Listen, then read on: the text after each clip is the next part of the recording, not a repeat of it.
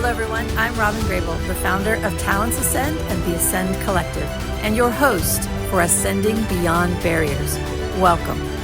Ascending Beyond Barriers is an inspiring podcast dedicated to showcasing the remarkable journeys of small business founders who have faced and overcome significant challenges on their path to success.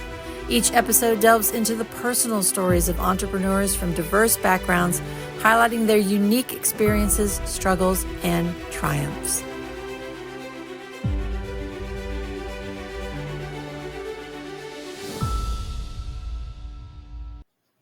Today, I'm excited to welcome Jeff Burstein. Jeff is a strategic architect and transformation coach specializing in EdTech and Agile education, with a focus on business development, partner enablement, and building scalable talent pipelines. He has led organizational turnarounds with clarity and compassion.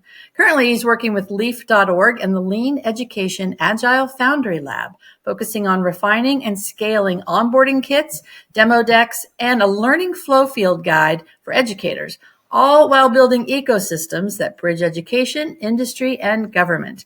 Jeff's work aims to democratize learning and prepare tomorrow's workforce with durable skills today. Jeff, thanks so much for being here. I'm super excited. We met just a couple of months ago, actually, somehow, and I don't remember, we always talk about this. I don't remember how we actually got connected on LinkedIn. I likely saw something you or maybe Penny posted that resonated with me, especially around skills and, education. So that's how we met. So I'm just super excited to have you on here today. And now the Ascend Collective is working with L-EAF Lab. I'm so excited about what we're building, and we'll talk about that in a little bit. But start us out. Talk about your journey. Like, how did you get to the L-EAF Lab? Let's start there. Sure, and it is. It is a journey that goes all the way back to. I probably trace it back to third grade. For me, I was really quickly realized in school that I was not shaped the way the other students were. I was having a different experience. It was clear to me, right? Like a teacher would introduce a new subject and I go, oh, okay, this is now interesting. They'd explain it. We do whatever we need to do with it. And then I'd be like ready for the next one, but just waiting and waiting and waiting. Yeah. And so it was in third grade that I finally had a teacher who figured out what to do with that. Yay. And was like, okay, here's what you're going to do. We're a brand new school and we have this whole plot of land on the side of the building. Figure out something to do with it and then do it. That's amazing that your third grade teacher would recognize that. That's amazing. Yeah. Well, so I don't know what it was. We had just moved to a foreign country. And within a few weeks, we had to pick up a new language. My parents dropped me into the public school in third grade. Yeah. Wow. The school was going on and I had one or two friends who spoke English and everybody else didn't. So, fast forward to high school, 10th grade, I was, 9th and 10th grade, I'm in a dorm in Texas. 11th grade, we move overseas again. And I'm in a high school overseas now in a dormitory. And I'm in a country that I'm familiar with, that I'm very passionate about. And so I'm just living it up because I'm not under my parents' control. And so when I get bored after the, first week of the introduction of the new topic, I disappear for 4 or 5 weeks. And I go exploring the country. Right? 12th grade, I'm like, that's just silly. And so I drop out of high school. Wow. And I am a high school dropout. This is probably the first time I'm admitting this publicly. My plan was to join the military. Okay. Overseas. We were again in the country we were. I'm very passionate about it and still believe in their mission, and was like, yep, that's what I'm going to do. I'm going to join the military here. My parents had different plans. They put me on a plane and sent me to Dallas and told me, okay, you need to go figure out the rest of your life. Wow. And it had best involved college. Even though you dropped out of high school. You got to go to college. I had to go to college, had to figure it out. Now, of course, this is 1984. So systems are what they are. And I, being an observant, someone who has it, like I'm starting to realize that there are systems out in the world. And if you could just figure out this system, well, I mean, you could do anything. Sure. And so here was a way to test it. And so I landed in Dallas. It was 2 weeks before school started. Wow. And I went to go live with my brother, who was getting married in a couple of months, and his fiance. And I needed to, he was very clear. He's like, figure school out, get yourself a job. I didn't have a car. I didn't have any money. I had nothing. He's like, here's a bicycle. Go.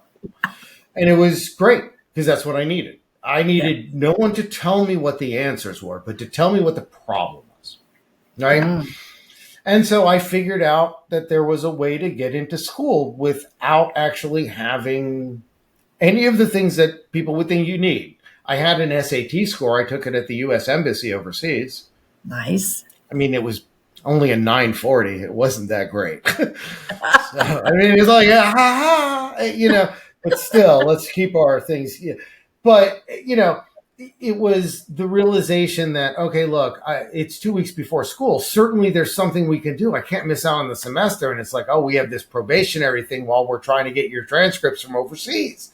And I'm always like, look, you need to understand, overseas, the mail's not what the mail is over here.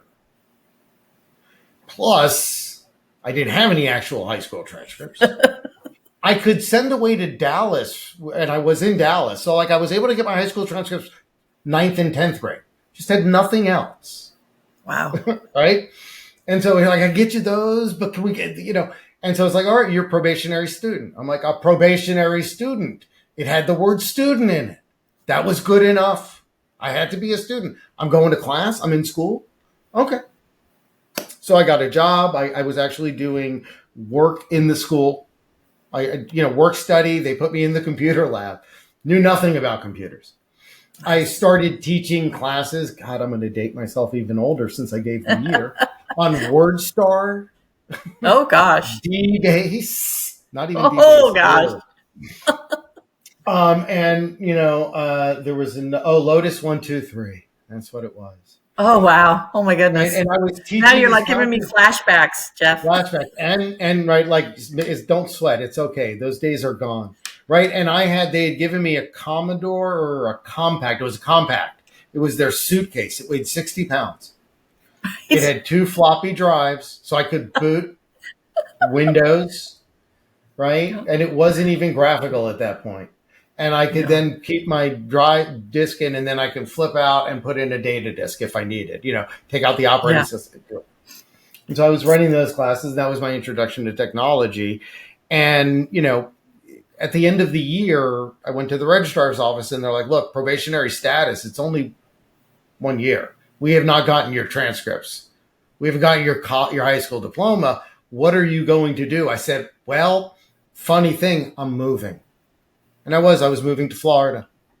And they're like, oh, so you don't need to register? I'm like, no, but I need a copy of my transcripts. And they're like, sure. So I take a copy of my transcripts, move to Florida, go to the local community college. I'm transferring. Nobody ever asked me again for my high school transcripts. Wow.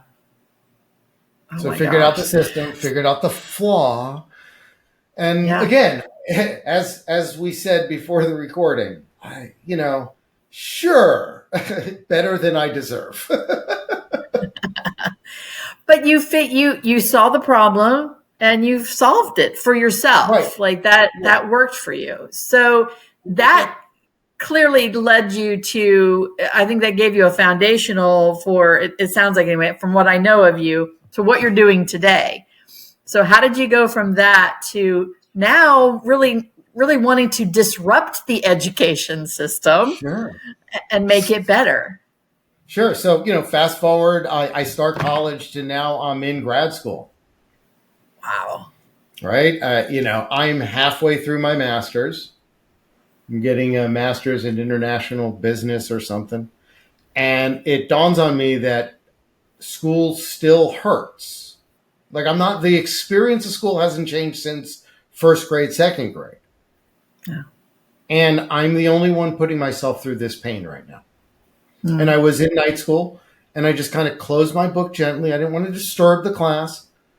I started unloading the things that I knew I'd never need again. I put them under the chair so they would just be there if anybody ever needed them. I grabbed the things I knew I needed. I simply exited the class, and I never walked into school again. Because school was not designed for people like me. Yeah. It's designed, and no fault to the education system, it was designed back in the late 1800s.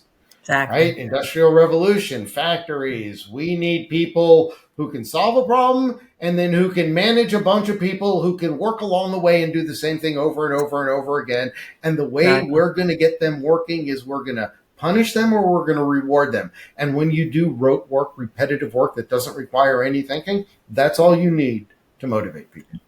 Yeah. Punishment, reward. So, I'm done. And I'm also in corporate America, and I'm suffering again because I'm following everybody's rules, and it's do it this way. But it's like, but this isn't the efficient way to do it. There's no sense as to why do I do this? No one could explain to me.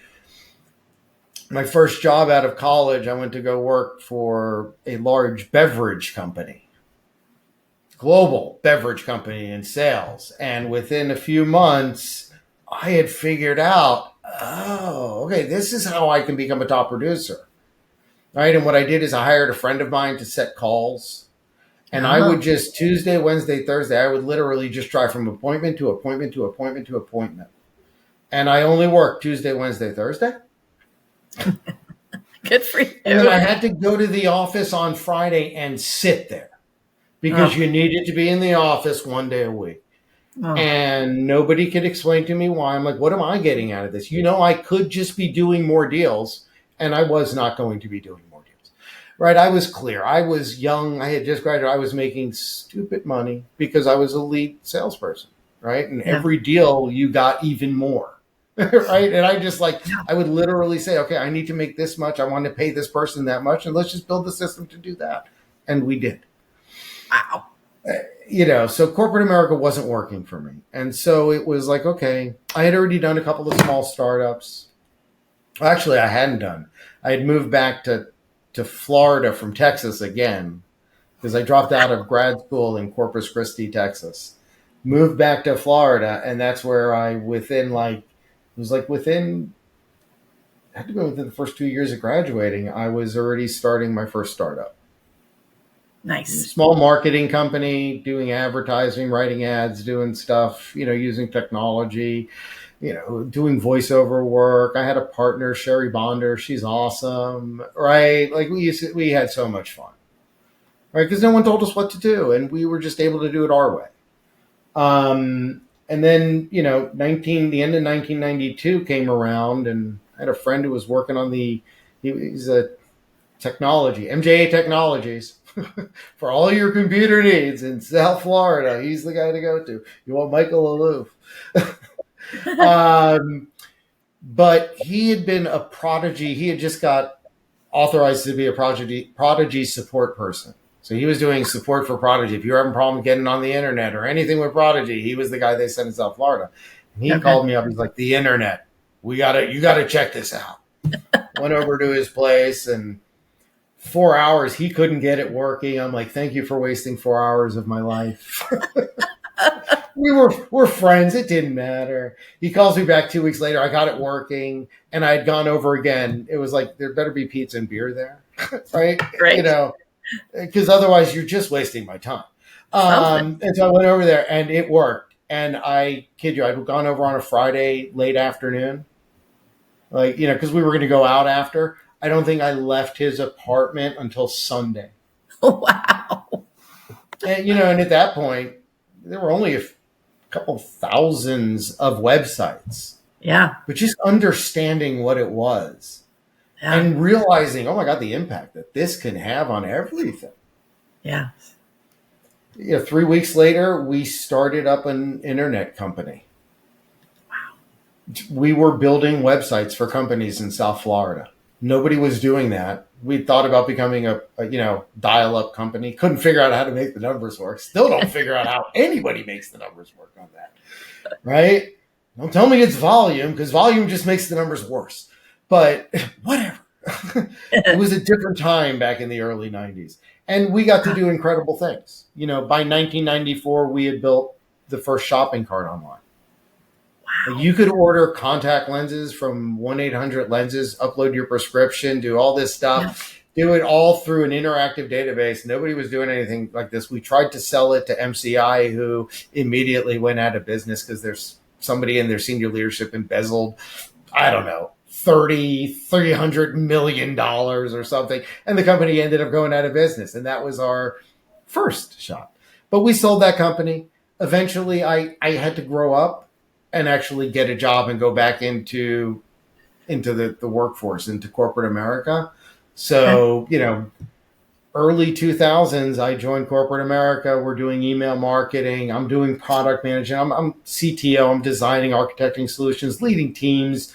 But it becomes I go to the bigger companies, as product management for a few years until it's like, this is the, waterfall, terrible way to do product management.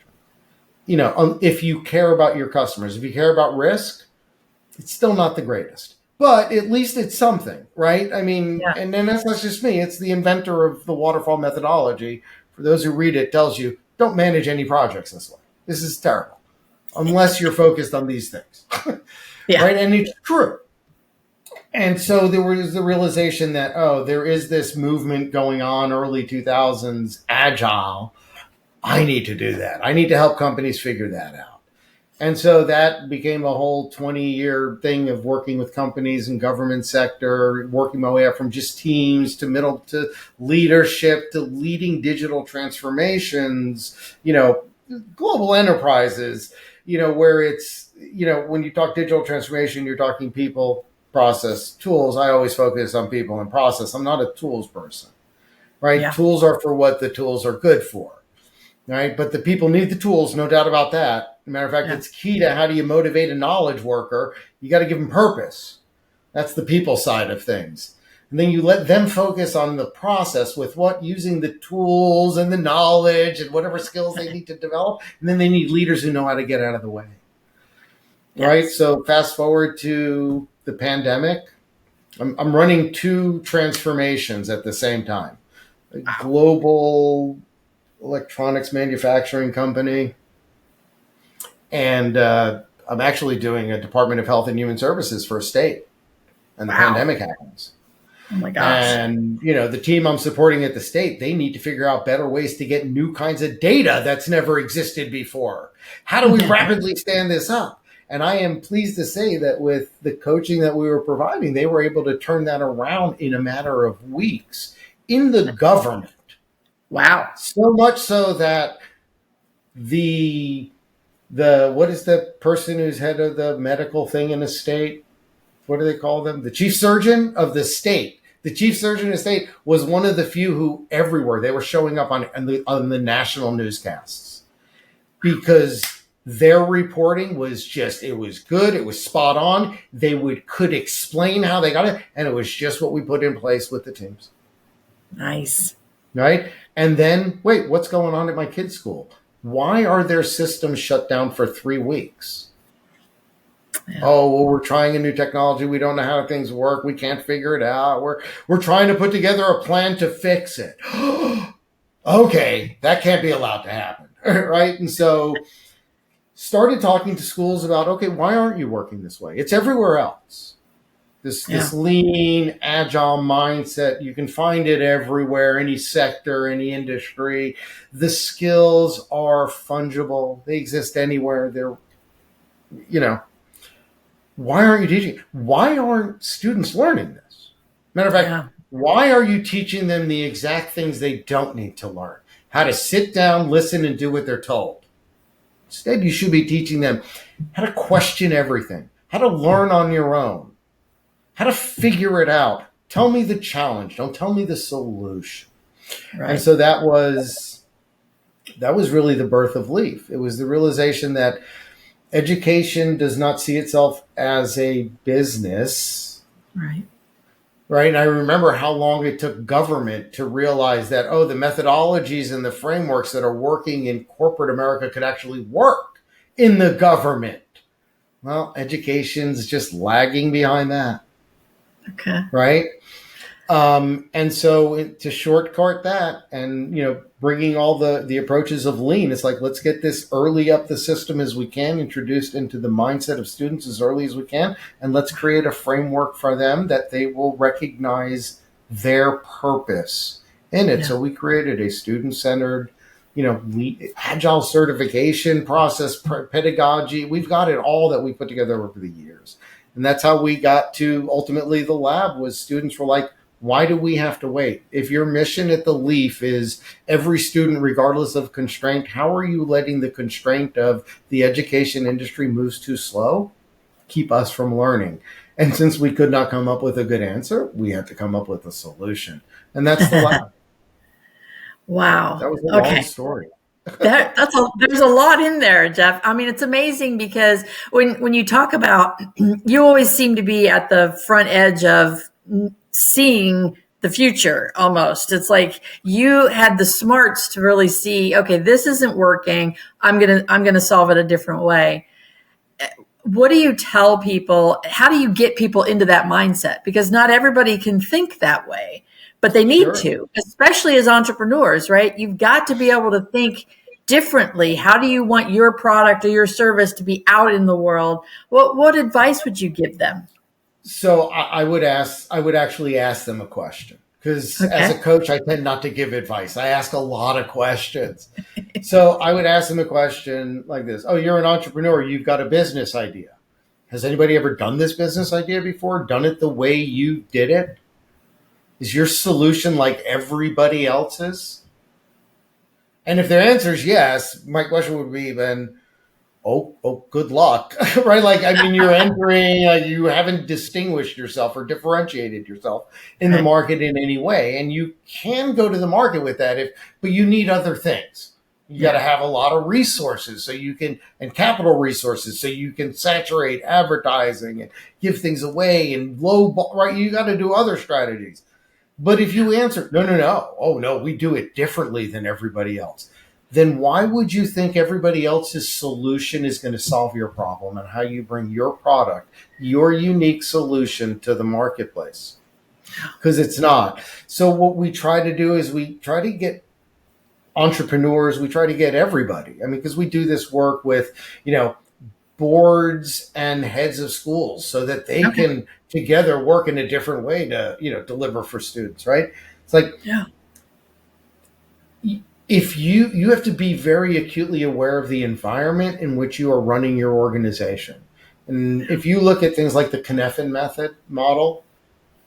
methodology, whatever, the Cynefin framework, right? They describe the world as systems. Systems themselves can be clear, complicated, complex, or chaotic. And where you are, in your understanding of the system, kind of dictates how you operate, right? So if you're in clear, that's because when you were in complicated, you worked with an expert who could help you come up with best practices to streamline your process, right? When you're in complex, it's because you work with someone who knows how to sense and adapt. What's going on? What are the things that are going to work? How do we get to a complicated solution? It's going to have a lot of steps. We're going to need to work at that point with an expert to streamline it, right? Chaotic, it's like there's so much that you don't know, that you don't even know that you don't know. You're just best off just doing things and seeing what happens. And then I have a great idea, right? I wonder if that means this, So that's what I would tell any entrepreneur is like, be acutely aware of where you are in that model. Because if you bring the wrong things, thinking you're in one place when you're really in the other, I mean, your results you're going to get very frustrated. Yeah. Right. Sure. And if you do have success, you're not going to understand why. That's true. because you're basically just going, like you're just going with, you don't really have a structure or a plan or like that. Yeah. And that can be very dangerous.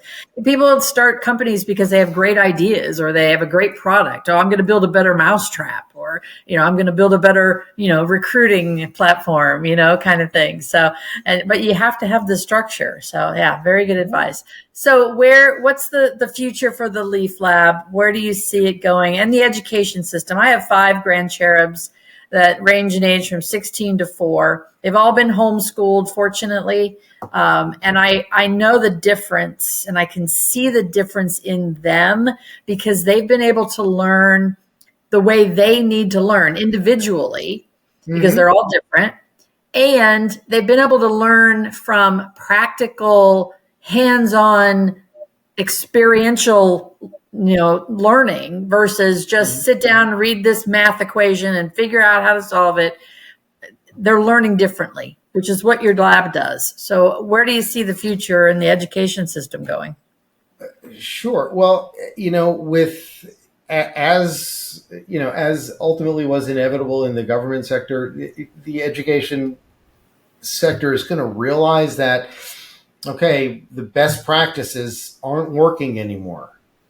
Yeah. And, they have within their own community enough people who've written books about explaining to them why, when you're in a complex a complex operating environment, the same old solutions aren't going to work. No. Right. And so we've seen the effects of it, right? If you look across, the world, the number of small schools that are struggling or closing, right? The shift in the mindset of young people. Why do I need to go to college to get a degree where they can't even help me get a job anymore because I walk out with a degree and no experience. And right? debt. And debt, right? And so the lab's mission is to close that gap. Look, how we do it, we'll do it any way we can, right? We're doing it with the Ascend Collective, right? How do we close that gap? Well, we find people who are committed to kind of closing that gap. We see what they bring to the table, and then we just start offering it to schools.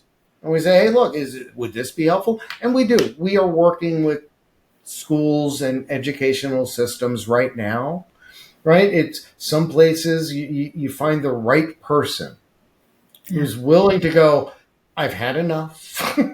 That's not working anymore. We need something completely different. And, what you're saying resonates with me. What you've designed makes sense. I see how that might work. Can you help do it like this? Right? Because that's what we'll do is as the LEAF framework will tell you, right? LEAF.org will tell you, you got to meet the people where they're at. Yeah.